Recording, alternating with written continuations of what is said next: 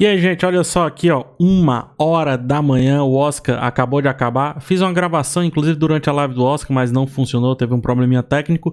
Estou aqui refazendo essa gravação para comentar os grandes vencedores dessa noite, né? Comentar não só os grandes vencedores, mas também trazer algumas temas. Oppenheimer sai como grande vencedor, 7 Oscars, 13 indicações. Martin Scorsese, o grande perdedor. Por quê? O que Hollywood quer desses dois? Como Hollywood analisa esse novo momento dela e tudo? Voltou o gigantismo, voltou essa história dos grandes filmes, uma Hollywood que outro dia tava o quê? Premiando Nomadland, Parasita e afins. Que hora é essa? Então vamos, que hora é essa pra Hollywood, tá? Então vou comentar tudo isso.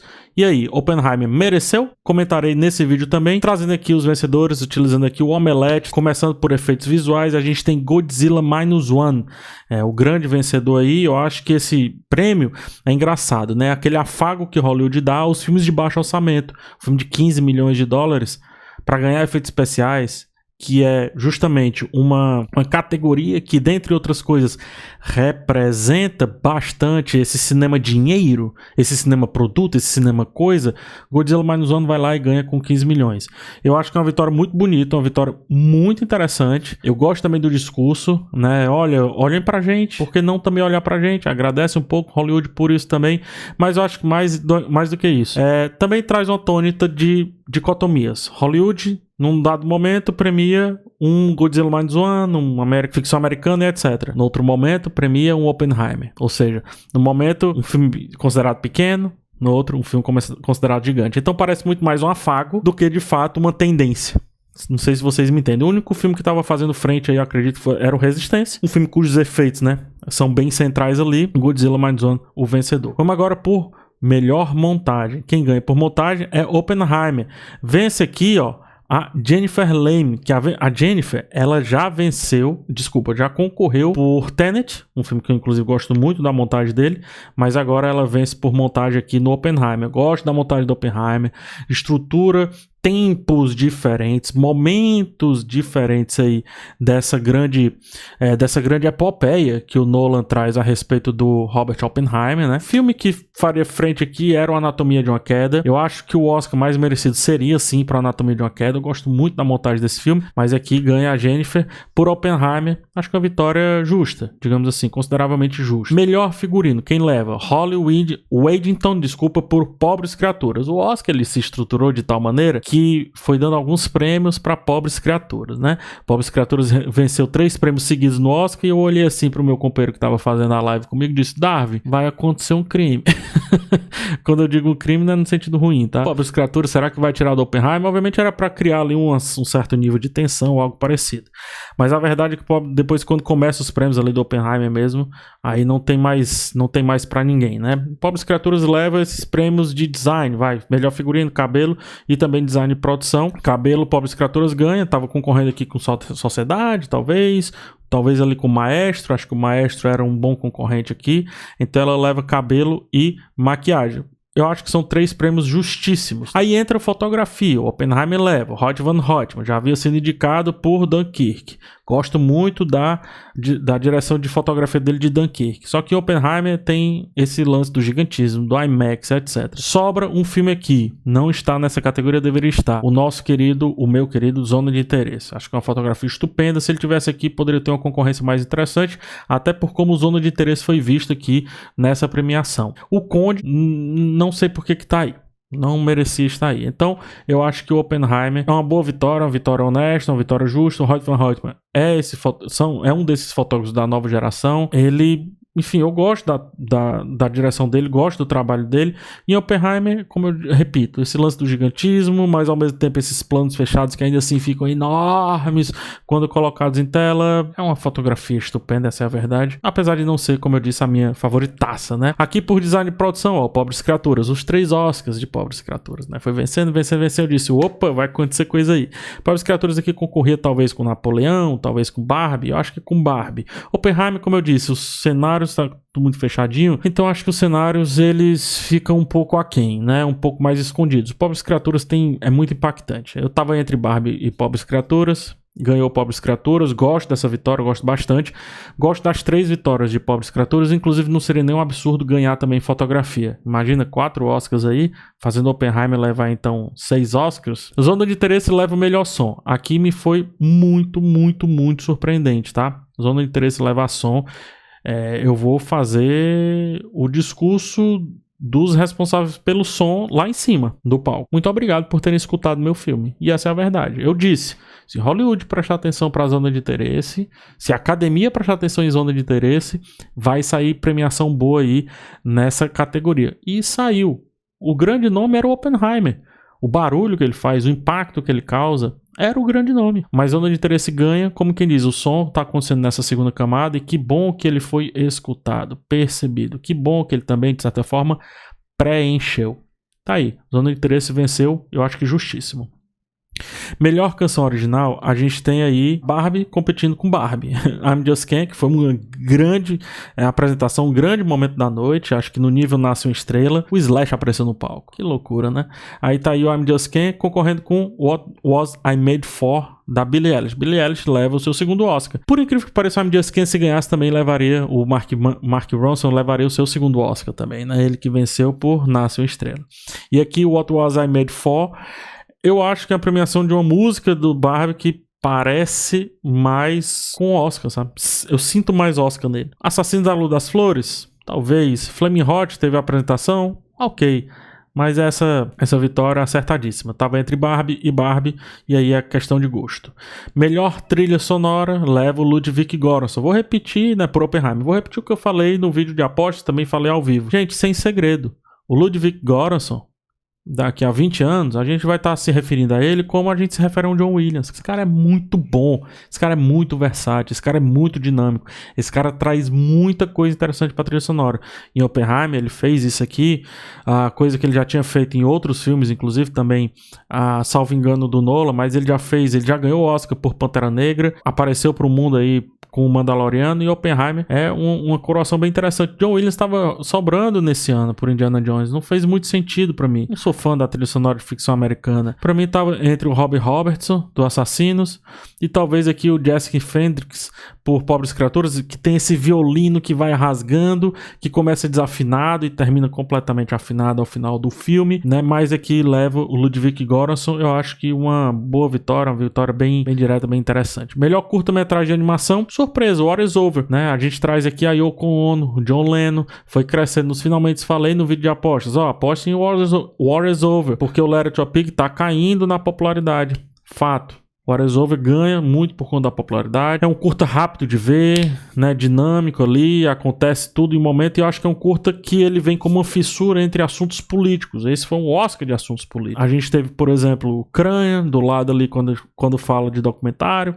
A gente teve a questão da Palestina, Gaza, Israel, quando a gente fala ali do Jonathan Glazer em Zona de Interesse, quando ele vai pegar o Oscar de melhor filme internacional, mas daqui a pouco eu chego lá, tá?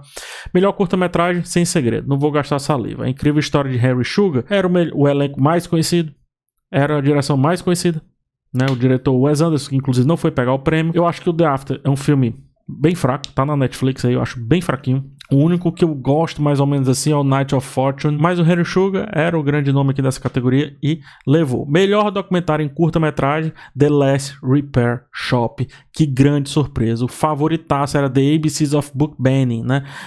O ABC da proibição de livros.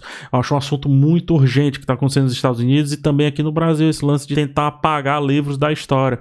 Uma coisa, inclusive, bem, né, de um cidadão acolá na Alemanha em 1942, 1941 e por aí. Ganha um filme sobre uma escola que permanece ensinando música. É a única que faz isso de uma maneira gratuita lá em Los Angeles e tudo mais. E aí vem os discursos da criançada, um filme maravilhoso. Eu amo esse filme. Que bom que ganhou, uma boa surpresa. E aqui o melhor documentário. 20 Dias em Mariupol, um documentário que estava no coração quando eclodiu a guerra Rússia e Ucrânia.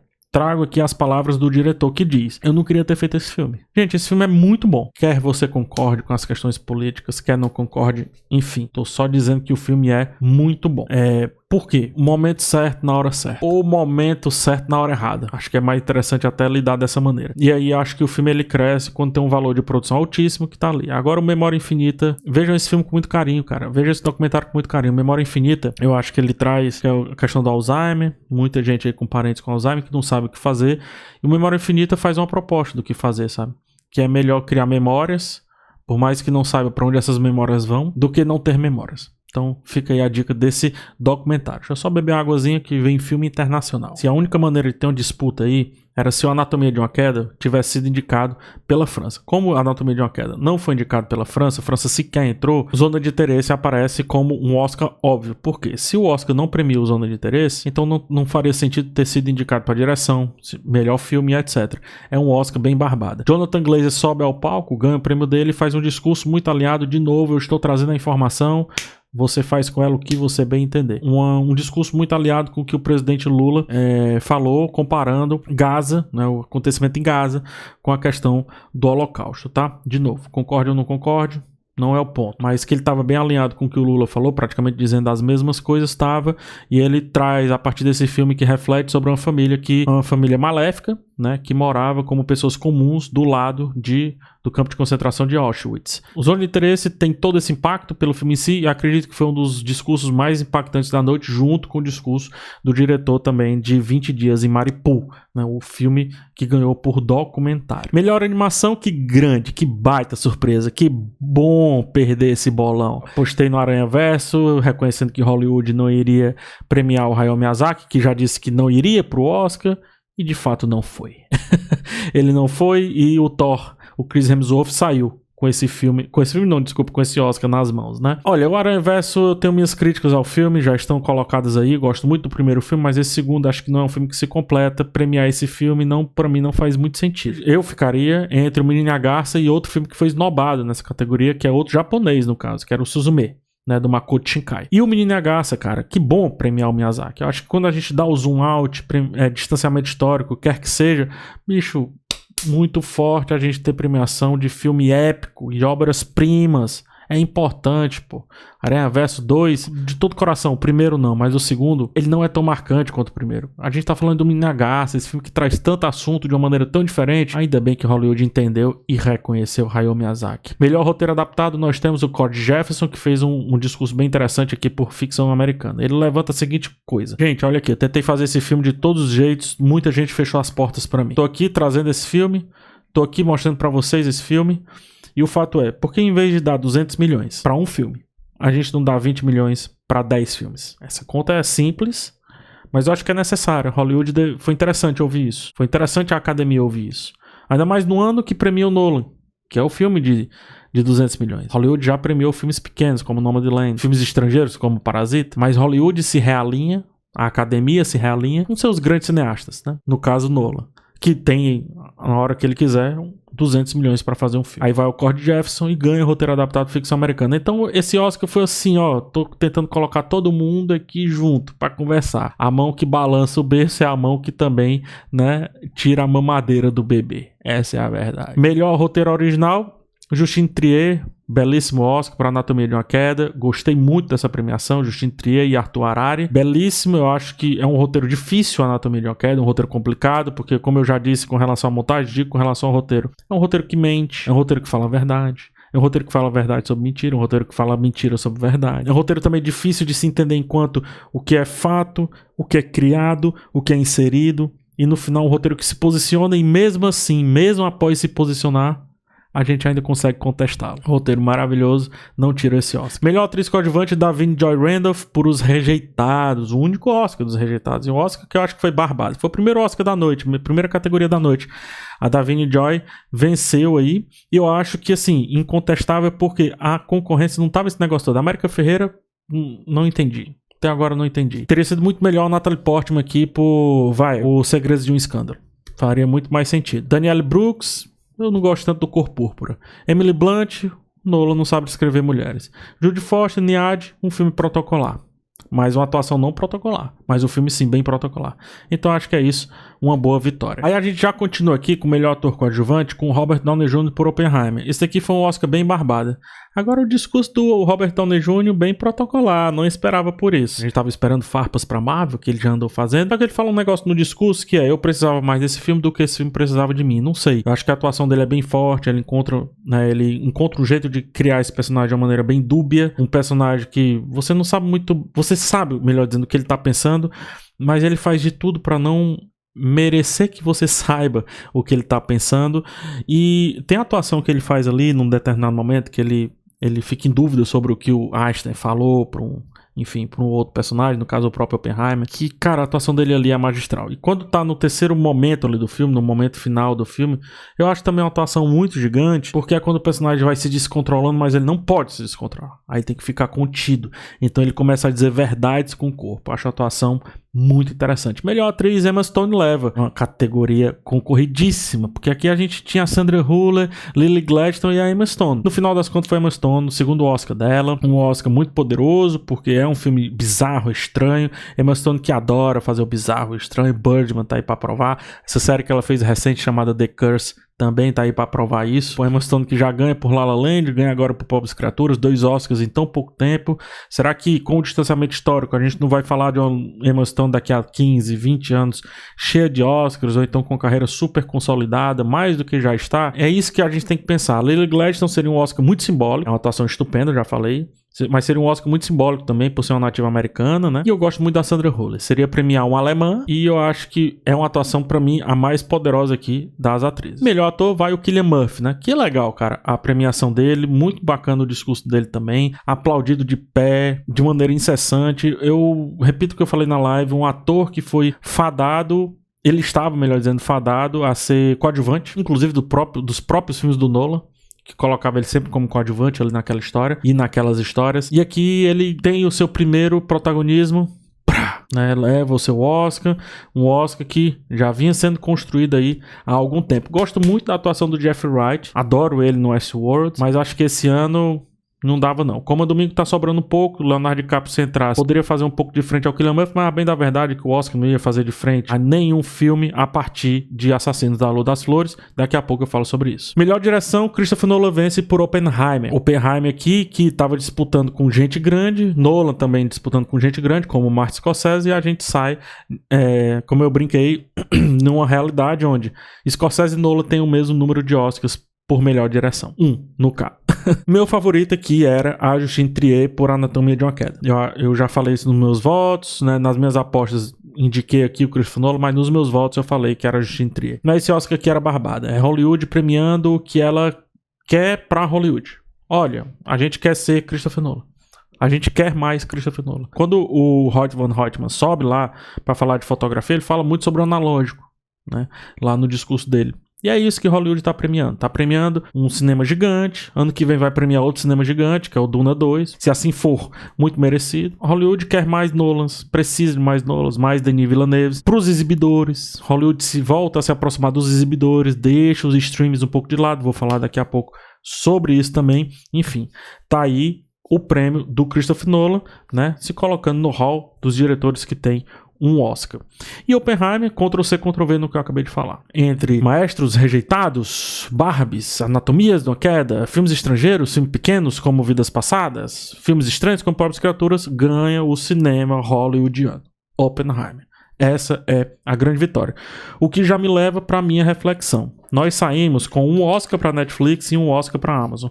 Outro dia eu estava falando como Hollywood está prestando bem muita atenção no cinema dos streams. Corta isso. Né? Vamos falar de cinema grande, vamos falar de Oppenheimer. Cinema grande no sentido de escala. Hollywood outro dia estava falando de cinema pequeno, filme independente, com Nomadland. Corta isso, vamos falar aqui no caso de Oppenheimer, gigante, pá, não sei o que. Hollywood estava outro dia falando sobre filme estrangeiro. De certa forma, O Ataque dos Cães, quando a gente pensa na Jane Campion, que é uma estrangeira, e também de Netflix, né? E de certa forma não, de fato, o Parasita com Bong Joon-ho. Não, vamos falar do nosso, vamos falar de Oppenheimer. A tônica, no final das contas, é essa, é uma Hollywood resgatando o gigantismo, Hollywood resgatando esse cinema enorme, Hollywood fazendo desse jeito. Nesse ponto, Oppenheimer mereceu? Merece, cara. Eu não entendo quem tira o Nolan pra coisa pouca. Eu não entendo quem tirou Oppenheimer pra coisa pouca. E eu digo mais, muito cuidado com o Hans. Não se coloca Hans em arte. Não se coloca Hans em arte. Porque quando tiver o distanciamento histórico, daqui a 10, 15 anos, vai ficar arrependido do que foi falado. Oppenheimer não é pequeno. Oppenheimer não é pouco. Nolan não é um mau diretor, gente. Eu não entendo isso. Eu não consigo entender isso. Como muita gente tira pra pouca coisa. Oppenheimer merece. Mereceria o Anatomia de uma Queda, mereceria o Assassinos da Lua das Flores, mereceria tantos filmes, porque esse Oscar, esse ano, foi gigante. E a premiação, bem organizadinha, eu acho que mostrou a grandeza desse ano, um ano com excelentes filmes. Nisso tudo, Martin Scorsese sai com um total de 0 Oscars na noite. Assassinos da Lua das Flores sai com 0 Oscars. O grande esnobado, a grande pancada que Hollywood dá mais uma vez no Scorsese, já foi pro Irlandês e agora é por Assassinos da Lua das Flores. Em determinado momento a câmera abriu no Robert De Niro, quando tava mostrando os atores, e ele não tava nada feliz. A câmera, inclusive, pouco buscou o Scorsese nessa noite. Tem alguma coisa com a academia e o Scorsese que não fecha. A gente um dia saberá. Mas o Scorsese eu acho que é um símbolo de um cinema que eu acho maravilhoso. Traz cinemas de várias maneiras diferentes. Que agora tá tendo orçamento pra fazer seus filmes. De uma Apple. Já teve do Netflix, ganhou o Oscar lá por Os Infiltrados, já deveria ter sido ganho por tantos outros filmes. Enfim, eu não sei o que se passa na cabeça da academia quando pensa em Martin Scorsese. Eu não sei mesmo. Acho que no mundo justo, Martin Scorsese teria pelo menos mais uns 3 Oscars. E não seria nenhum absurdo que fosse essa noite também um Oscar pra ele. Eu estaria trazendo outros assuntos, é fato, mas assuntos igualmente bons quando eu vou falar de Oppenheimer, quando eu vou falar do Chris Nolan. Deu pra entender esse ponto que eu tenho aqui a trazer? O que Hollywood vai querer daqui pra frente? Isso eu vou analisar no próximo vídeo. Quando eu falo por que Oppenheimer ganha. Tentando analisar o que Hollywood vai querer a partir de então. A partir de agora, a partir daí. Pra finalizar, como eu disse, a cerimônia foi uma cerimônia bem direitinho. Acho que é uma cerimônia bonita. Uma cerimônia que trouxe a questão política, mas para ambos os lados. Podemos colocar dessa maneira. E também criou fissuras nisso. Deixou as pessoas falar no palco. Deixou os discursos correrem. Eu acho que os apresentadores, com exceção do Al Pacino no final, não estou falando pelo Al Pacino em si, mas pela forma como ele apresenta o melhor filme, não funcionou tanto, mas todos os apresentadores funcionaram. Acho que as brincadeiras foram no ponto. Não precisou ficar verborrajando muito, uma piadaria desenfreada para funcionar. Além disso, de não precisar ficar verborrajando e tudo mais, eu acho que não quis aparecer mais do que os próprios filmes, deixando atônita que, bicho, os filmes eram gigantes o suficiente para falarem por si, atores e atrizes idem, né? A forma como eles foram apresentados, maravilhosa a apresentação. Não tentou cortar personagens como relacionados ao Godzilla Minus One. Foi bem protocolar, bem direta com relação aos ausentes, como Wes Anderson, como Hayao Miyazaki, mas também não deixou, obviamente, de premiá-los por conta disso. Gostei. Pra mim, um grande Oscar, né? Uma grande noite, e espero que vocês tenham gostado desse vídeo, da minha live, que teve quase 6 horas de duração.